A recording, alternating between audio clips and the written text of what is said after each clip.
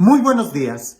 Hoy en el Evangelio nos habla de una escena que seguramente muchos de nosotros vamos a ver y a admirar cuando Jesús realiza un exorcismo. Pero el contexto en el que el evangelista nos marca esa liberación es muy fuerte y creo que en cierta manera ahí está la enseñanza. De que Jesús realiza exorcismos, pues lo sabemos, pero el por qué o el contexto, qué sucedió al lado de ese exorcismo, de cuando Jesús expulsa a ese demonio, es una gran enseñanza para nosotros el día de hoy. Vamos a escuchar el Evangelio y te invito a que trates de poner atención en lo que está sucediendo, en los detalles que el evangelista nos está narrando, que San Marcos nos habla para presentarnos ese milagro. Recuerda que los milagros son como un signo de otra realidad, de una realidad superior. Por supuesto, el hecho de que haya un milagro ya en un orden natural, eso nos sorprende. Pero si pudiéramos ver qué es lo que están señalando, eso es todavía mucho más grande. Escuchemos el Evangelio. Dice así. En aquel tiempo llegó Jesús a Cafarnaúm y el sábado siguiente fue a la sinagoga y se puso a enseñar. Los oyentes quedaron asombrados de sus palabras, pues enseñaba como quien tiene autoridad y no como los escribas. Había en la sinagoga un hombre poseído por un espíritu inmundo que se puso a gritar: ¿Qué quieres tú con nosotros, Jesús de Nazaret? ¿Has venido a acabar con nosotros? Ya sé quién eres, el Santo de Dios. Jesús le ordenó: cállate y sal de él.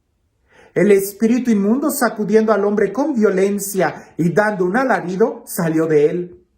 Todos quedaron estupefactos y se preguntaban: ¿qué es esto? ¿Qué nueva doctrina es esta? Este hombre tiene autoridad para mandar a los espíritus inmundos y lo obedecen. Y muy pronto se extendió su fama por toda Galilea. Una de las palabras que se repite, y más si pudiéramos ver la idea, es autoridad. Él habla con autoridad y no como la autoridad de los escribas. ¿Qué doctrina es esta? Pues él tiene autoridad que hasta los demonios se sujetan a su autoridad. La palabra autoridad. Jesús tiene autoridad y habla con un aplomo. Y nosotros pudiéramos tratar de ver de dónde viene la autoridad. Y esta no es una clase, ¿verdad? Pero la autoridad nosotros la podemos adquirir de dos maneras: o por delegación o por adquisición de parte nuestra. Y estas dos formas, por delegación o porque nosotros la tomamos, la podemos tomar, bueno, por delegación está clarísima, ¿no? Cuando un jefe o alguien de arriba te delega la autoridad para que tú hagas esto. Sabemos que Jesús tenía, claro, esta autoridad delegada por el Padre. Él fue ungido para esto.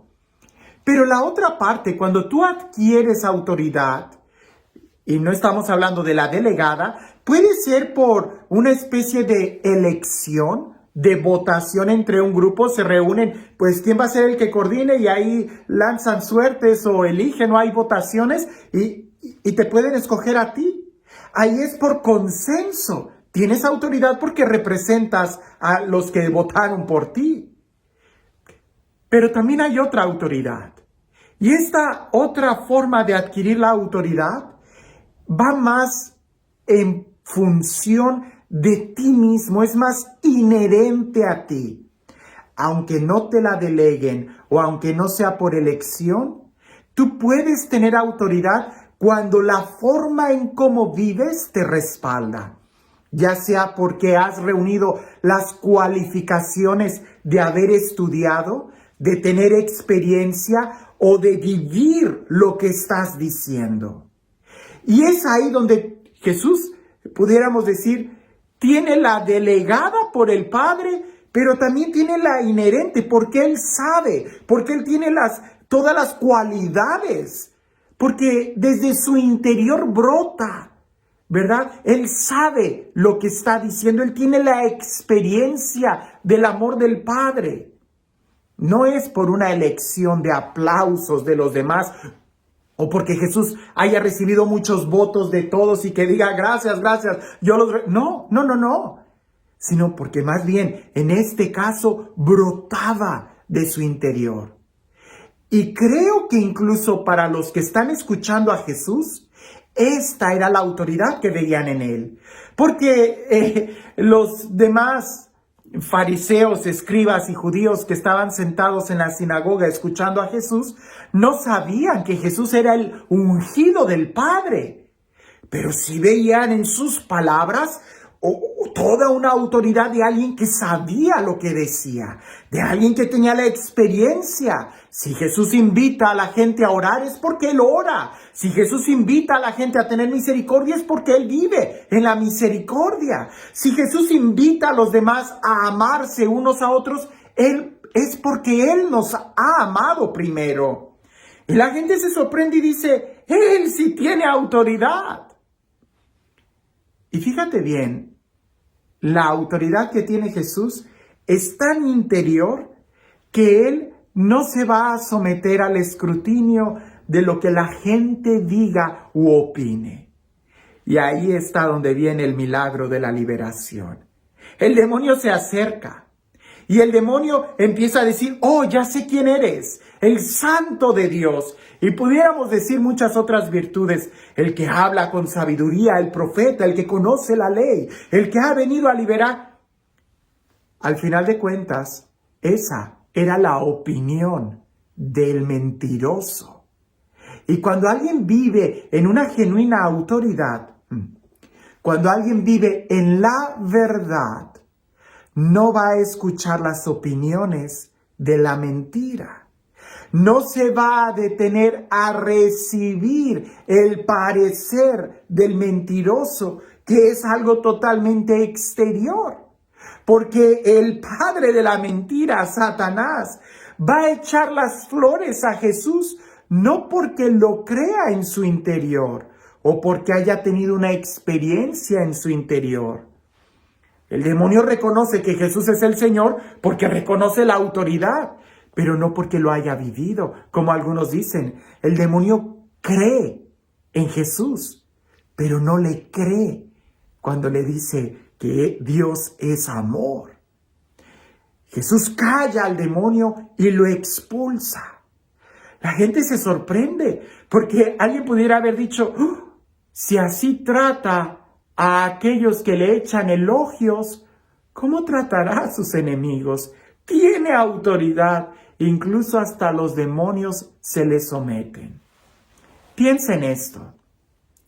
Cuando alguien no vive en una genuina autoridad, cuando alguien no vive desde su interior la experiencia de lo que va a hablar, entonces empieza a gritar, empieza a amenazar, empieza a imponer su voluntad, empieza a mentir, empieza a robar. Y todo eso es que vive en la mentira, como si por gritar dijeras verdades, como si por imponer tu voluntad y amenazar a los demás fuera más verdad lo que dijeras. No.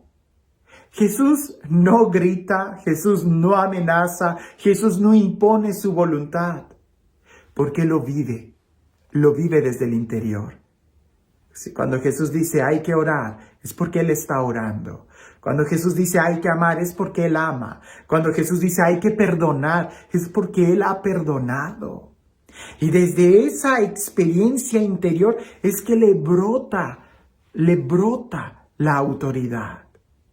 A veces nosotros vivimos en un mundo con una locura, ilógico, equivocado, que a veces hasta se quiere alzar más la voz para pretender que tenemos la verdad, cuando lo único que denotamos es una ausencia de ella en nuestro corazón. La autoridad es buena. Tener autoridad es buena porque la autoridad supone un servicio. Pero habría que preguntarnos si en verdad la autoridad que tenemos es para servir. O a lo mejor ya somos unos estafadores y en lugar de tener autoridad estamos siendo bien autoritaristas, donde queremos imponer nuestra ignorancia.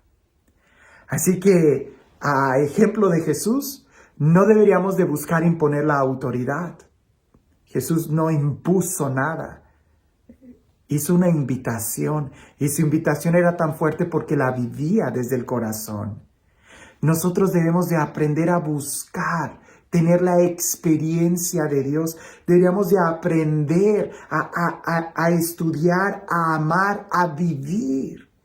Y desde ahí nuestras opiniones tendrían autoridad. Desde ahí nuestra invitación y nuestra educación y nuestra cortesía tendría poder. Porque lo vivimos desde el interior.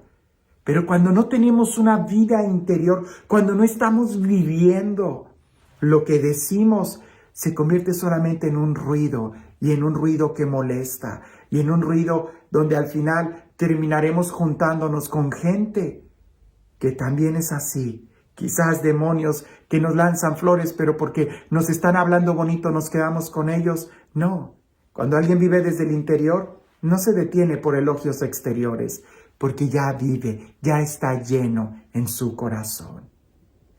Así que este Dios que ha venido a darnos una invitación, este Dios que nos invita a vivir en el amor, a vivir en la paz, este Dios que nos llama a que podamos tener una vida interior tan llena que se vea manifestada en nuestras acciones, que sea Él quien el día de hoy nos bendiga.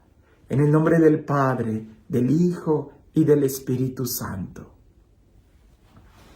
Cuentan por ahí que había un reportero en un pueblo que empezó a hacer preguntas a los ciudadanos de ese pueblo diciéndoles que qué opinaban del alcalde. Fue y le preguntó al dueño de la tienda, ¿usted qué opina del alcalde? Y el dueño de la tienda dijo, ese es un ladrón, es el peor ladrón que hemos tenido en toda la historia de este pueblo. Bueno, el reportero fue y le preguntó al maestro de la escuela, ¿y usted qué opina del alcalde? Y el maestro de la escuela dijo, es un burro, es un analfabeta. ¿Cómo es posible que hayamos caído tan bajo en este pueblo al haberlo elegido como alcalde? Bueno, el hombre fue y le preguntó a aquella persona que estaba en la esquina al tránsito, al policía, y le dice, ¿y usted qué opina del alcalde?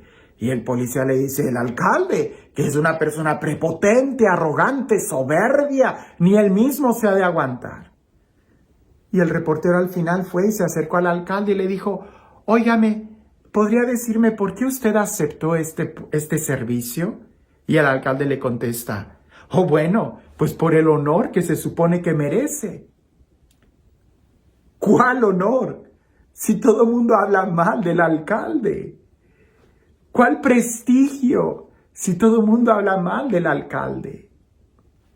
No te quedes con las cosas exteriores ni con los comentarios de los demás. Jesús no escuchaba las voces de los demonios, los callaba, porque Él en su interior escuchaba la voz del Padre. Y eso, el saber que se hace lo correcto, es lo que al final nos da la autoridad, nos da la paz. Y eso es lo que hay que buscar. Cuando alguien no está hambriento de autoridad y de poder, naturalmente la tiene, porque vive en paz, porque vive en amor, porque su corazón ya no reposa en cosas exteriores, sino que descansa en la voluntad de Dios. Que tengas un excelente día.